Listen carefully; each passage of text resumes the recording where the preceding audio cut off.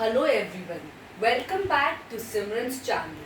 So in the last video we have seen accounts, okay? So today for a change we'll take up mathematics. Again it's a practical subject, same like accounts. So इसमें भी हम calculations करेंगे और देखेंगे. आज का हमारा chapter बहुत ही easy है और बहुत ही interesting है. Let's come on to our chapter. Factorization of algebraic expressions.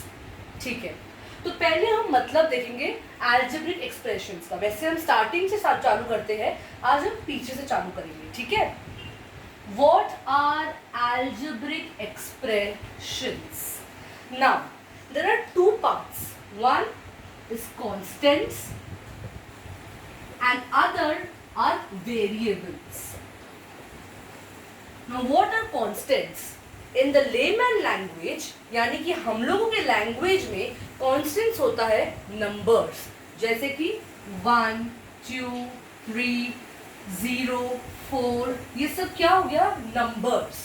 तो constants को हम लोग layman language में बोलते हैं, यानी कि अपने लैंग्वेज में numbers, और variables को हम लोग layman language में बोलते हैं alphabets, like A, B, C, X, Y, Z.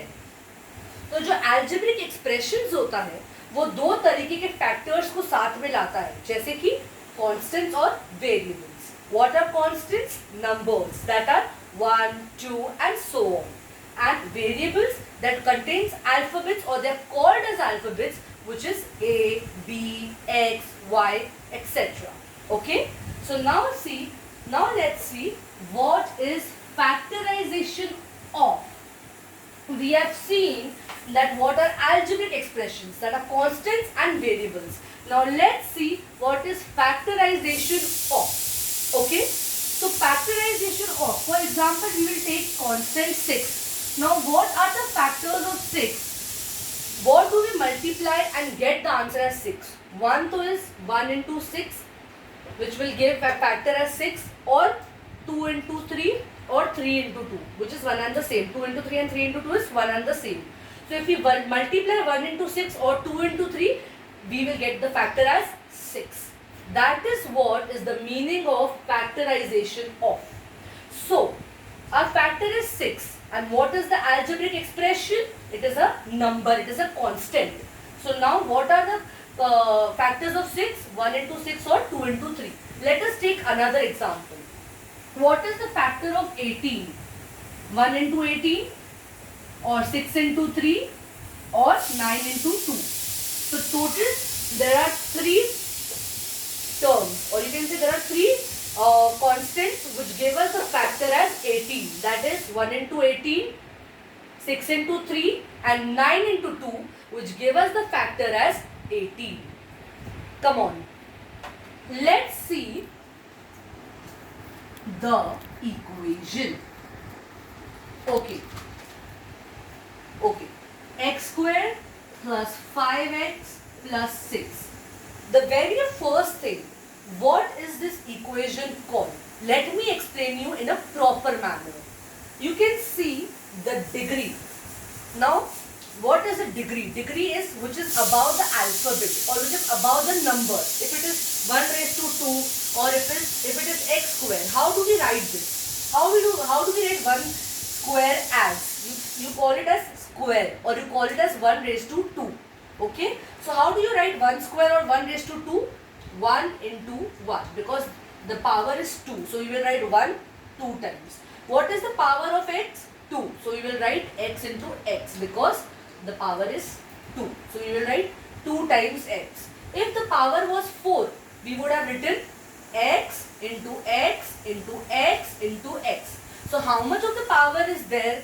We will write the constant, means the number, or the variable, means the alphabet, is that value. If there is 2 times, we will write 2. If there is 4 times, we will write 4 times. Okay, coming back to our equation, x square plus 5x plus 6.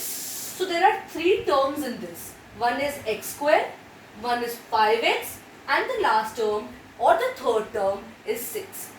Now what do we call this equation as? We call it as quadratic trinomial.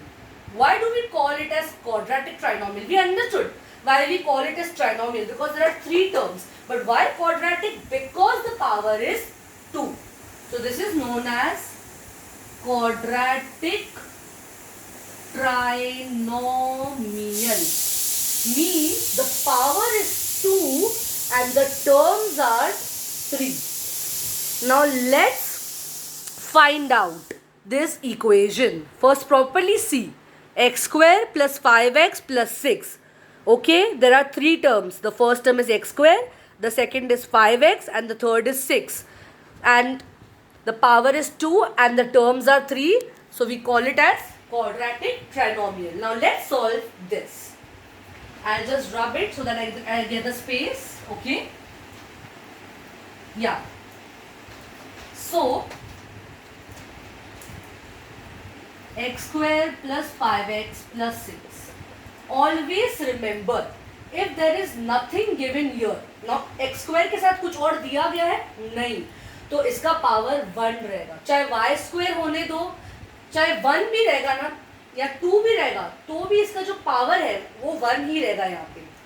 यानी कि अभी जैसे यहाँ मैं आपको simple words में बोलूँ, अगर कुछ भी नहीं दिया गया है, अगर x स्क्वायर दिया था या 1 दिया है, 1 दिया तो 1, अभी x दिया है तो कुछ है उसके साथ नहीं, तो डिग्री होगा 1.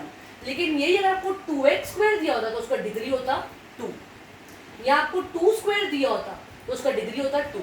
लेकिन अगर आपको कुछ भी नहीं दिया गया है तो उसका डिग्री हमेशा ही 1 रहेगा. तो हम लोग हमेशा थर्ड टर्म को फर्स्ट टर्म के साथ मल्टीप्लाई करेंगे. ये 1 हो गया, ठीक है. ये अपने दिमाग में इमेजिनरी 1 रखिए.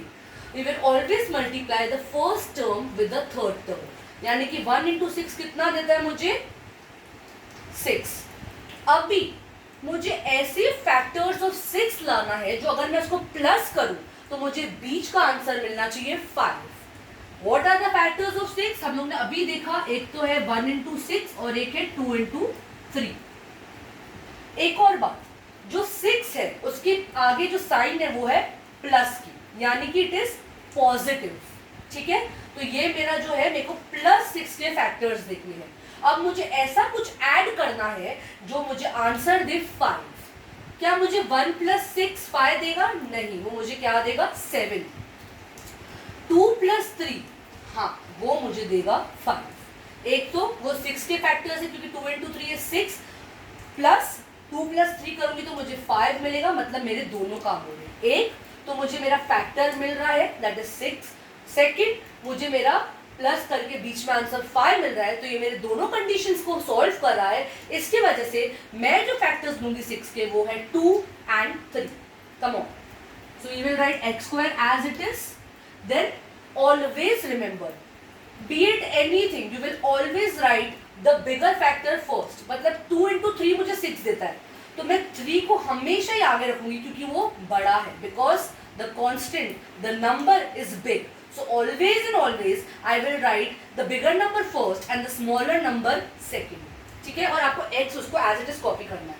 तो 6 square plus 3x plus 2x plus 6. ठीक है, अभी यहाँ पे 4 टर्म्स हो गए तो अभी मैं 2 टर्म्स करके कॉमन आउट निकालूंगी. तो पहले मेरा फर्स्ट 2 टर्म्स होगा x square plus 3x और जो मेरा सेकंड होगा वो होगा 2x plus 6. ठीक है, तो फर्स्ट 2 टर्म्स एक साथ, थर्ड और फोर्थ एक साथ.